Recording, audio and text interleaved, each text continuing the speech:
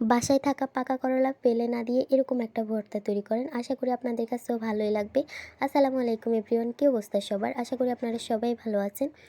আব্বু অনেক দিন হয়েছে করলা নিয়ে আসছে, এগুলো ফ্রিজে থাকার পরও কিন্তু দেখতেছি পেকে গেছে। তো ভাবলাম আজকে পাকা করলা ভর্তা তৈরি করি, মানে উদ্ভট চিন্তা ভাবনা আর কি। তো কড়াইয়ের মধ্যে দিয়ে দিলাম একটু তেল, এরপরে দিয়ে দিলাম একটা পেঁয়াজ কুচি করে একটু নেড়েচেড়ে পেঁয়াজটাকে ভেজে নিতে হবে। ভাজা কমপ্লিট, দিয়ে দিব কয়েকটা কাঁচামরিচ ফালি। আপনারা এখানে শুকনো মরিচটা ইউজ করবেন, যেহেতু আমার শুকনো মরিচ খাওয়া নিষেধ, এই কারণে মূলত কাঁচামরিচটা এখানে দিলাম। দিয়ে দিলাম স্বাদ মতো একটু লবণ।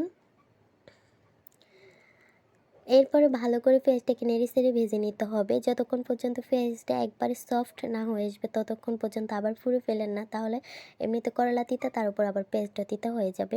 এগুলাকে নামিয়ে নিতেছি, যেহেতু ভাজা কমপ্লিট হয়ে গেছে। দিয়ে দিলাম করলা, দেখতেই তো পারতেছেন কী পরিমাণে পাকছে করলাগুলো। এখন স্বাদ মতো লবণ আর অল্প একটু হলুদের গুঁড়া দিয়ে এগুলোকে ভেজে নিতে হবে।